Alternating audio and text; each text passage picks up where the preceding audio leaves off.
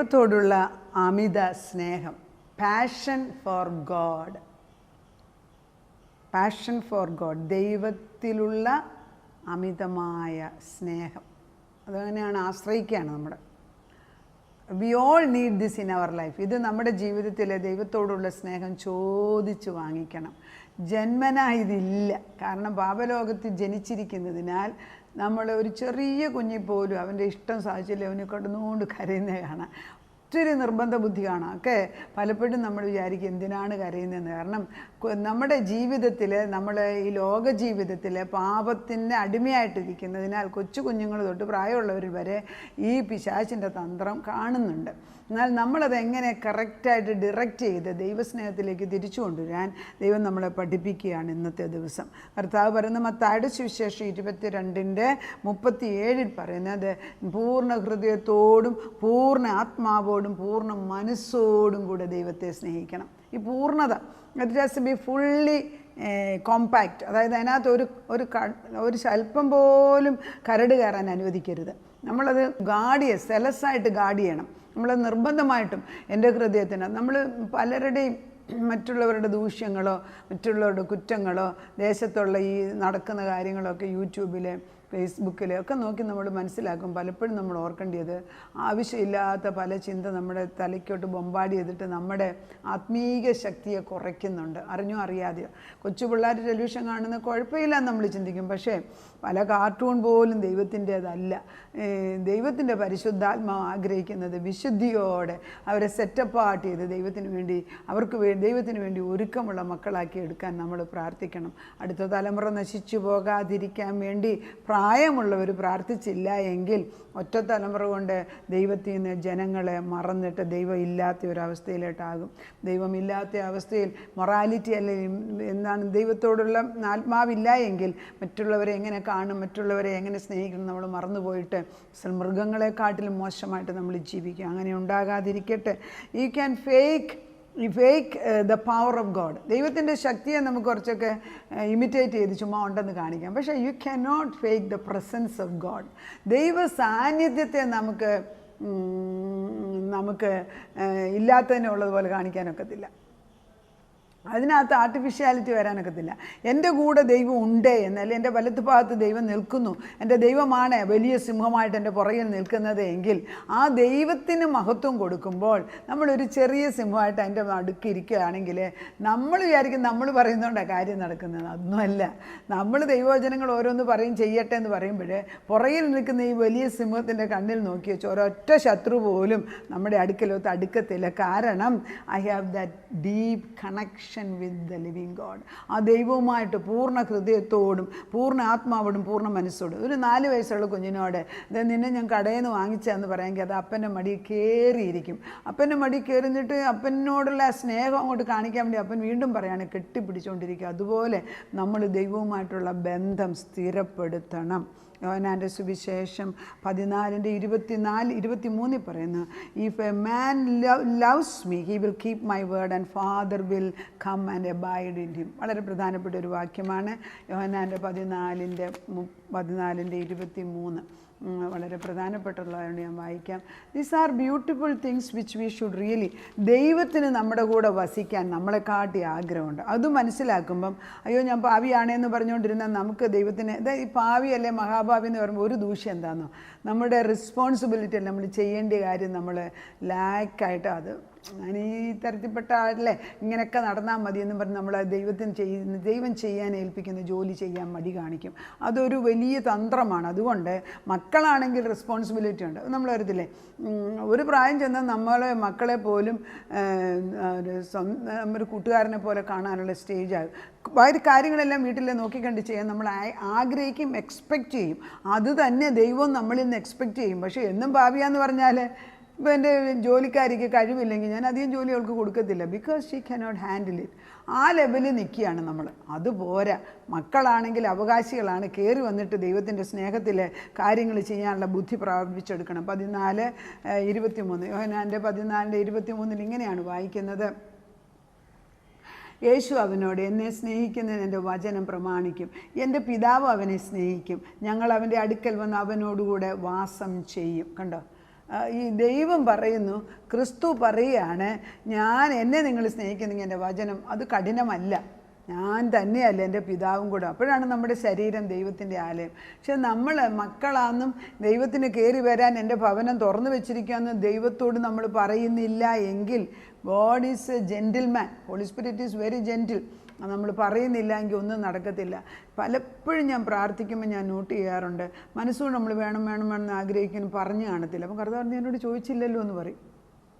നീ എന്നോട് ചോദിച്ചു. അപ്പോൾ ഞാൻ പലപ്പോഴും ചിന്തിക്കും, നമ്മൾ ആഗ്രഹിക്കുന്നത് വെർബലൈസ് ചെയ്യുമ്പോഴാണ് അതിനൊരു ശക്തിയുണ്ട്. വോയിസ് ആക്ടിവേറ്റഡ്, ഞാൻ നേരത്തെ പഠിപ്പിച്ചിട്ടുള്ള വിഷയമാണ്.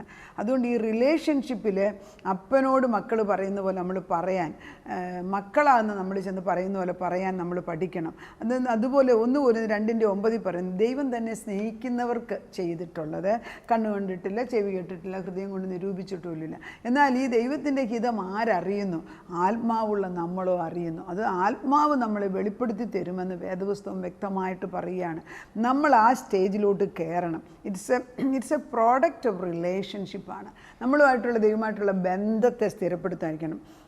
അപ്പം നമ്മൾ പറയും, സാവേ ഞാൻ നിൻ്റെ ഹൃദയത്തിലേക്കാണ് ഞാൻ നോക്കുന്നത്. നമ്മൾ ഇപ്പോൾ ഒത്തിരി വിശ്വാസമുള്ള ഒരാളുണ്ടെങ്കിൽ, നമ്മുടെ സ്ഥലം നമ്മൾ ഇവിടെ ദൂരെ മാറിയ എന്തെങ്കിലും വീടിന് പ്രശ്നമുണ്ടെങ്കിൽ നമ്മൾ പറയും, ആ താക്കോൽ ഏൽപ്പിച്ചിട്ടുണ്ടല്ലോ, ആ വീടൊന്ന് തുറന്ന് നോക്കിയിട്ട് അവിടെ എന്താ പ്രശ്നം ഒന്ന് പരിഹരിക്കും. കാരണം എന്താ, വി ട്രസ്റ്റ്. അതുപോലെയാണ് ദൈവം. നമ്മുടെ ഭവനവും നമ്മുടെ ഹൃദയവും ദൈവത്തിന് വേണ്ടി തുറന്നു കൊടുത്താലേ ദൈവത്തിന് നമ്മളിൽ കൂടെ മറ്റുള്ളവർക്ക് വേണ്ടി പ്രവർത്തിക്കാൻ സാധിക്കത്തുള്ളൂ. എത്രയോ കാര്യങ്ങൾ ദിനംപ്രതി ദൈവനാമത്തിൽ ചെയ്യേണ്ടത് നമ്മൾ ദൈവത്തിന് ആലയമായിട്ട് കൊടുക്കാത്തോ അല്ലെങ്കിൽ ദൈവശബ്ദം കേൾക്കാത്തതുകൊണ്ട് ദൈവത്തിന് ചെയ്യാനൊക്കുന്നില്ല. ഗബ്രിയേൽ മാലാഖയെക്കുറിച്ച് കാണുമ്പോൾ, ഗബ്രിയേൽ മാലാഖ ദൈവത്തിൻ്റെ വലതുഭാഗത്ത് മുൻപിൽ നിൽക്കുന്ന ദൂതനെന്നാണ് പറയുന്നത്. എന്ത് ഗാംഭീര്യത്തോടെ അവിടെ നിൽക്കുമ്പം ദൈവത്തിന് ഉറപ്പുണ്ട്, ഗബ്രിയേലിനെ പറഞ്ഞു വിട്ടാൽ ഭൂമിയിൽ കാര്യം ചെയ്തെടുത്തിട്ടേ തിരിച്ചു വരത്തുള്ളൂ. നമുക്ക് അങ്ങനെ ഉറപ്പുണ്ടോ? നമ്മളെ തന്നെ ഉറപ്പുണ്ട്. എൻ്റെ ഭർത്താവിനോട് പറഞ്ഞാൽ അത് ചെയ്യും. നമ്മൾ ചില ഭർത്താക്കന്മാരെ കണ്ടു, ഇപ്പം നമ്മൾ 4 മണിക്ക് വരും പറഞ്ഞാൽ ഒരു 4 മണിക്ക് അവിടെ വന്നിരിക്കും. I have seen. എൻ്റെ ഹസ്ബൻഡ് എപ്പോഴും അങ്ങനെ വളരെ ടൈംലി ചെയ്യുന്നത് ഞാൻ കണ്ടിട്ടുണ്ട്.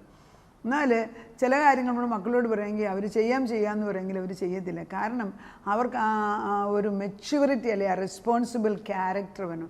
ആ റെസ്പോൺസിബിലിറ്റി, ആ ദൈവത്തോടുള്ള സ്നേഹമുള്ളപ്പോഴേ ദൈവത്തിന് മോളെ ഇതൊന്ന് ചെയ്യേ എന്ന് പറയാനുള്ള മനസ്സ് പോലും വരത്തുള്ളൂ. Are you willing? ഇന്ന് ദൈവത്തിന് വേണ്ടി വിട്ടുകൊടുക്കുക. നമ്മളെ മനുഷ്യനെ ഭയപ്പെടുന്ന ഒരു കെണിയാണ്. ആ ഭയം പിടിക്കുന്ന ആ ഭയത്തിൻ്റെ ഷീൽഡ് ഈ ദുഷ്ടപിശാച് കൊണ്ടുവന്ന് അവരെ പേടിക്കണം, ഇവരെ പേടിക്കണം, ഇന്നത് പേടിക്കണം എന്ന് പറയുന്ന ആ ദുഷ്ടത വലിച്ചു കീറിക്കളഞ്ഞേച്ച് ക്രിസ്തുവിൻ്റെ ഭയമില്ലാത്ത സ്നേഹത്തിൻ്റെ ഷീൽഡ് ഇട്ടിട്ട് വേണം നമ്മൾ വീട്ടിൻ്റെ പുറത്തോട്ട് ഇറങ്ങാൻ. എൻ്റെ ദൈവം എൻ്റെ കൂടെയുണ്ട്, അവൻ എന്നെ പരിപാലിക്കും. ദൈവം ഒരു വാഗ്ദത്തം തരികയാണെങ്കിൽ അതൊരു വിത്താണ്. ആ വിത്ത്, എനിക്ക് ദൈവം വാഗ്ദത്തം തന്നിട്ടുണ്ട്, അത് നടക്കത്തില്ല. ഞാനത് പലപ്പോഴും പരീക്ഷിച്ച് അനുഭവിച്ചിട്ടുള്ളതാണ്. ആ വിത്ത് നമ്മൾ കൊണ്ടുവന്ന് മണ്ണിനകത്തിട്ട് വെള്ളം ഒഴിച്ച് വളം കൊടുത്ത് അത് നോക്കിയിരുന്ന് അതിനെ വളർത്തിയില്ലെങ്കിൽ ആ വിത്ത് കൊണ്ട് പ്രയോജനം. അപ്പം ദൈവം എത്ര വാഗ്ദത്തം തന്നെന്ന് പറഞ്ഞാലും അതിന്മേൽ നമ്മൾ ജീവൻ കൊടുക്കാൻ ആഗ്രഹിക്കണം. ചില കാര്യങ്ങൾ ഒത്തിരി താമസിക്കും, പക്ഷേ എന്നാലും കർത്താവ് ഒരു വാഗ്ദത്തം തന്നിട്ടുണ്ടെങ്കിൽ അതിന്മേൽ ജീവൻ അയച്ച് പ്രാർത്ഥിക്കുമ്പോൾ ദൈവത്തിൻ്റെ പരിശുദ്ധാത്മാവ് ക്രിസ്തുവിൽ നമുക്കത് ചെയ്തെടുത്ത് തരുന്നതാണ്. This is called baptism of ഫയറാണ്. ദൈവത്തിൻ്റെ തീ ഇറക്കിയിട്ട് അശുദ്ധമായ ചിന്തകൾ, നിരാശകൾ എടുത്ത് ദൂരെ കളഞ്ഞേച്ച് ദൈവത്തിൻ്റെ ആത്മാവിനെ നമ്മളെ കൊണ്ട് തീകരാക്കി മാക്കണം. അപ്പോൾ ഈ തീ കത്തണമെങ്കിൽ ഓയിൽ വേണ്ടേ? ദിവസത്തിൽ ഓയിലിനെ കുറിച്ച് അല്ലെങ്കിൽ എണ്ണയെക്കുറിച്ച് പലയിടത്ത് പറയുന്നുണ്ട്. ഈ എണ്ണ നമുക്ക് തന്നിരിക്കുന്നത് സ്വർഗത്തിലെ 2 സൈഡിൽ നിന്ന് എണ്ണ നമ്മുടെ ദേഹത്തോട്ട് ഒഴിക്കുന്നതായിട്ട് നമ്മൾ കണ്ടുകൊണ്ടിരിക്കണം. അത് ദൈവമക്കൾക്കാണ് ഇതൊക്കെ ഉള്ളത്. അങ്ങനെ ദൈവത്തിൻ്റെ ആത്മാവിൽ നമ്മൾ ദൈവത്തിൻ്റെ എണ്ണയിൽ അല്ലെങ്കിൽ അഭിഷേകത്തിൽ കുളിച്ചു നിന്ന് ദൈവത്തിന് വേണ്ടി പ്രവർത്തിക്കുന്നു. ഒരു ദുഷ്ടൻ നമ്മളെ തൊടുകയില്ല. ഗ്രേറ്റസ്റ്റ് അസറ്റ്, നമ്മുടെ ഈ ലോകത്തിൽ ഏറ്റവും വലിയ അസറ്റ് എന്താണെന്ന് ചോദിച്ചാൽ ദൈവത്തിൻ്റെ സാന്നിധ്യം നമ്മുടെ കൂടെ കൊണ്ട് നടക്കുക. മോശ ആഗ്രഹിച്ചില്ലേ? മോശ ഇസ്രായേൽ ജനതയെ മുഴുവൻ കൊണ്ടുപോകാൻ നേരത്ത് മോശ പറഞ്ഞു, ഞാൻ പോകത്തില്ല, അവിടുത്തെ സാന്നിധ്യം എൻ്റെ കൂടെ വരുന്നില്ല എങ്കിൽ ഞാൻ പോകത്തില്ല. അതുതന്നെയാണ് നമ്മൾ കുഞ്ഞുങ്ങളെ പഠിപ്പിക്കേണ്ടത്. ദൈവമേ, നിൻ്റെ സാന്നിധ്യം എൻ്റെ കൂടെ ഉണ്ട്, അണ്ടർ അവർ ബ്രത്ത് ദൈവത്തോട് പറയണം. അപ്പം നമ്മൾ ചെയ്യേണ്ടത് ഡിസയർ ടു പ്ലീസ് ഗോഡ്, ദൈവത്തെ പ്രീതിപ്പെടുത്താൻ വേണ്ടി ആഗ്രഹിക്കുക. പരിശുദ്ധാത്മാവ് നമ്മളിൽ ഇന്ന് ആത്മാവിൽ ഇറങ്ങി വന്നിട്ട് നമുക്ക് പുതിയ ഹൃദയം ഇട്ട് തന്ന് ദൈവത്തിൻ്റെ സ്നേഹം കൊണ്ട് നിറച്ചിട്ട് വൻകാര്യങ്ങൾ ചെയ്യാൻ നമ്മളെ ഇന്ന് ബലപ്പെടുത്തുന്നു. ദൈവം അനുഗ്രഹിക്കട്ടെ. കർത്താവെ, നിന്നോടുള്ള ഒരു പാഷൻ, ഒരു പ്രത്യേക സ്നേഹം നീ ഞങ്ങൾക്ക് ഇട്ട് തരണമെന്ന് ഞങ്ങൾ നിന്നോട് പ്രാർത്ഥിക്കുന്നു. ഞങ്ങൾക്ക് ഈ ലോകത്തിലിരിക്കുമ്പം അവിടുത്തെ വിശുദ്ധ സ്നേഹത്തിൽ നിന്നെ സ്നേഹിക്കാൻ അറിഞ്ഞുകൂടാ. ഈ പാപലോകത്തിൽ ജീവിക്കുമ്പം സ്നേഹത്തിന് കോട്ടം തട്ടിയിട്ടുണ്ട് കർത്താവെ. ആവശ്യങ്ങൾ വരുമ്പോൾ ഞങ്ങൾ ഓടി വന്ന് നിന്നോട് ചോദിക്കും. അത് കഴിയുമ്പോൾ നിന്നെ ഞങ്ങൾ മറന്നു പോകുന്നു. മനുഷ്യരുടെ എല്ലാ ഹൃദയം അങ്ങനെയായി മാറിയിട്ടുണ്ട്. എന്നാൽ അവിടുത്തെ ഹൃദയം ഞങ്ങൾക്ക് തരാമെങ്കിൽ, അവിടുത്തെ സ്നേഹം ഞങ്ങൾക്കിട്ട് തരാമെങ്കിൽ ഞങ്ങൾ ആ സ്നേഹത്തിൽ നിന്നെ സ്നേഹിക്കാൻ പഠിക്കും. അതുകൊണ്ട് ഞങ്ങൾക്കൊരു പുതിയ ഹൃദയം ഇട്ട് തന്നിട്ട് പുതിയ സ്നേഹം ഞങ്ങൾ നിറച്ചിട്ട് നിന്നെ സ്നേഹിച്ച് നിൻ്റെ മക്കളായിട്ട് ജീവിക്കാൻ ഞങ്ങളെ പഠിപ്പിക്കണം കർത്താവെ. ഞങ്ങളെ നിൻ്റെ പരിച കൊണ്ട്, സ്നേഹമാകുന്ന പരിച കൊണ്ട് കവർ ചെയ്യണം. ഭയമെന്ന് പറയുന്ന ദുഷ്ടപിശാചിൻ്റെ പരിച എടുത്ത് മാറ്റിവെച്ച് ധൈര്യമായിട്ട് ദൈവത്തിൻ്റെ ശക്തിയെ നിൽക്കാൻ ഞങ്ങളെ പഠിപ്പിച്ചാട്ടെ. തലമുറകൾ ദൈവത്തിൽ കടന്നു വരട്ടെ. ദൈവത്തിൻ്റെ പരിശുദ്ധാത്മാവ് സ്നേഹം കൊണ്ട് ഞങ്ങളെ നിറച്ചിരിക്കുന്നതിനാൽ തലമുറകളിൽ എന്ത് പ്രശ്നം ഉണ്ടെങ്കിലും കർത്താവിൻ്റെ സ്നേഹത്തിൻ്റെ രക്തത്താൽ അത് കഴുകി ശുദ്ധീകരിച്ചിട്ട് വെടിപ്പാക്കി പിതാവിന് യോഗ്യമുള്ള പാത്രങ്ങളാക്കി ഞങ്ങളുടെ തലമുറകളെ ആക്കിയെടുക്കണമെന്ന് ഞങ്ങളുടെ എല്ലാ ആവശ്യത്തിനും അവിടുന്ന് കടന്നു വന്ന് പ്രവർത്തിക്കുന്ന ഒരു ദൈവം, ഒരു പിതാവ്, ഒരു കൂട്ടുകാരൻ, ഒരു മൂത്ത സഹോദരൻ, ഇത്ര വലിയ പദവിയുള്ളൊരു ദൈവത്തെ മാറ്റി നിർത്തി ഒന്നും ചെയ്യാൻ ഞങ്ങളെ വിടരുത്. ഞങ്ങളുടെ ജീവിതകാലം മുഴുവൻ നിനക്ക് വിശ്വസ്തയോടെ ജീവിക്കാൻ ഞങ്ങളെ പഠിപ്പിച്ചാട്ടെ. അതാ ഇന്നേ ദിവസം അനുഗ്രഹിച്ചതിന് നന്ദി. യേശു ക്രിസ്തുവിൻ്റെ പൊന്നുനാമത്തിൽ തന്നെ. ആമേൻ.